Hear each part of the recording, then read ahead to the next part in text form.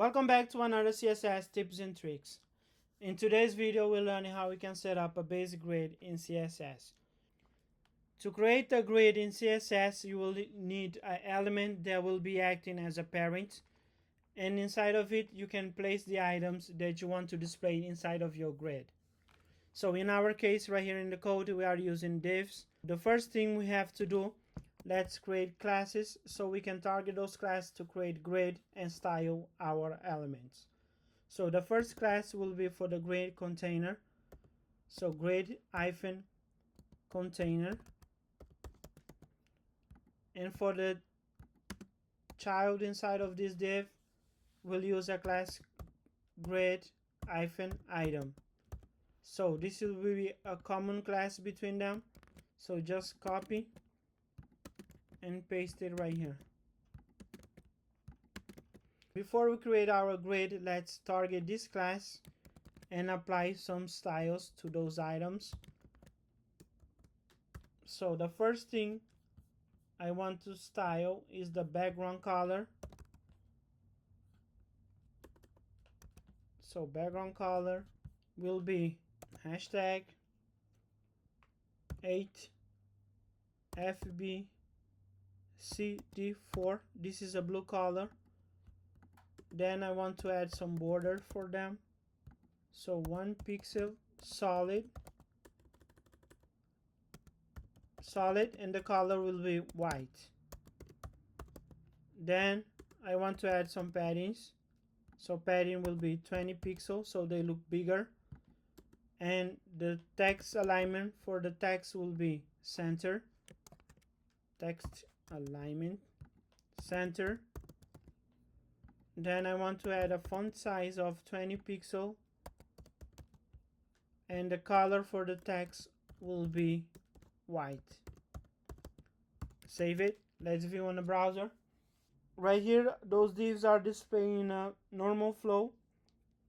To create our grid, now we have to come right here in our class for the grid container, copy, and then paste it right here.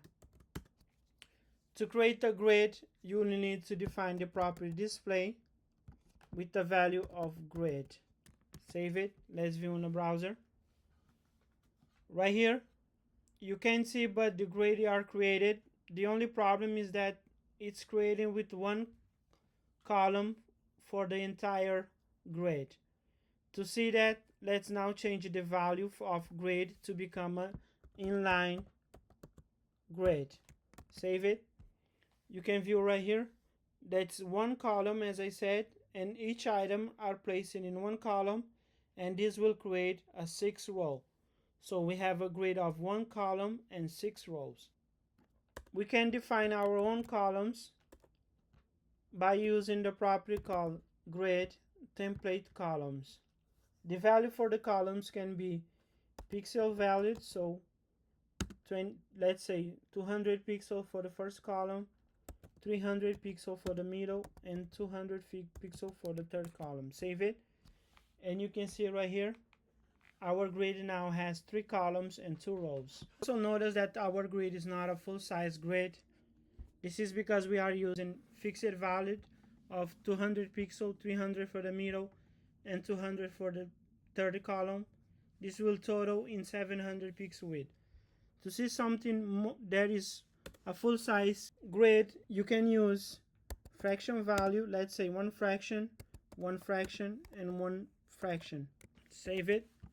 This will create a full-size grid, and you can notice that each column has the same weight.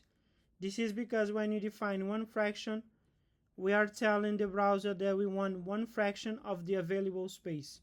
So each column will take 1 fraction, and total will be a full-size grid. If you want to use fraction value to make the middle column bigger, you can use, let's say, 2 fractions from the middle, and this will make the middle color bigger. You can also use percentage value. Let's say this first width will be 25%, the middle will be 25%, and the third will be 50%. Space between them, save it. And now The third column is bigger because it's using 50%, but the first and the second one are using 25 total, 100% in width. You can also mix it the value of them. Let's say right here you want 200 pixel for the first column, 1 fraction for the middle, and 50% for the third column. You can view right here the second and the third column are bigger because we are using 1 fraction for the middle column and 50% for the third column. The browser will first define the fixed value for the first column, then we'll use the percentage value, and the third value will be the fraction value. We can also, let's say you want to give some space between each column and row, you can use the property called gap. To define a gap, you just have to add a value, let's say 10 pixel, and you can see space right here between the columns. Let's make it smaller, so 5 pixel in gap. And by the way, you can also, let's say you want to define different values for the gap between the columns and the rows.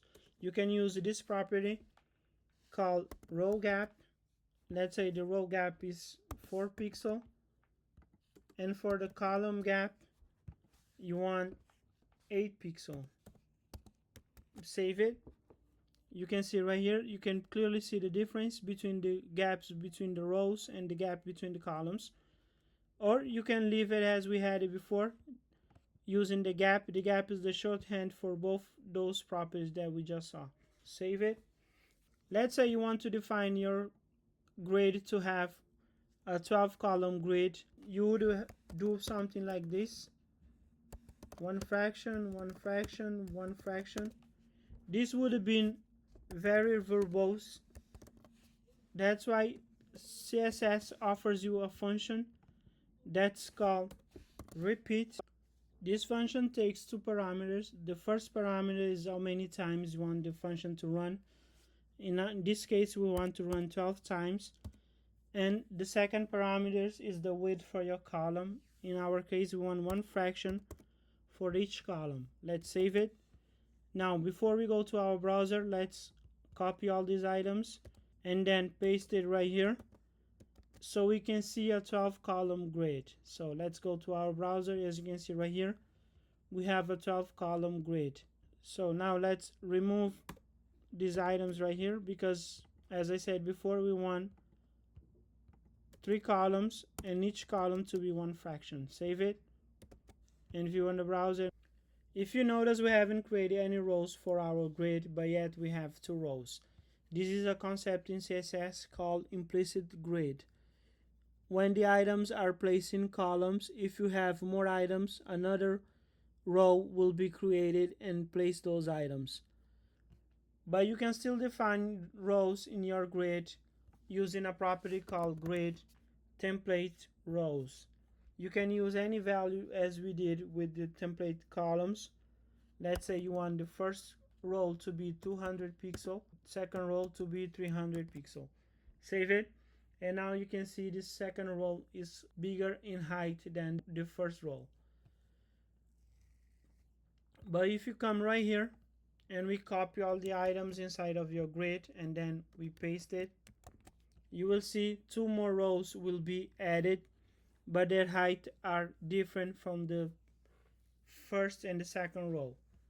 To solve this problem, you can use, instead of using this property right here, you can use another property called grid outdoor rows. This property allows you to define a height for your rows even if you add more items inside of your grid. Let's paste another items. You will see that all these items will have 200 pixel in height. You can also use a function in CSS to define your height called min-max. The first value is the minimum height, let's say 100 pixel, and the maximum height, let's say 1 fraction. Save it. You will see, even if no more contents are inside of your items, the minimum height will be 100 pixel, and for the maximum height will be automatic. So these are all the properties you can use to set up your grid. First of all, you start by wrapping your content you want to display inside of your grid inside of a parent element. Then you can target the parent element to create your container, and then you use the property display to make it a grid. Use the grid template columns to create your columns, and then you use the gap property to define gaps between your columns and your rows. And then you can use either grid template row, then you have to define each row with their height, or you can use the grid auto rows that will use for any future item inside of your grid. This is it for this video. I hope you enjoy it. As always, don't forget to like, comment, and subscribe for more CSS tips and tricks. See you on the next time.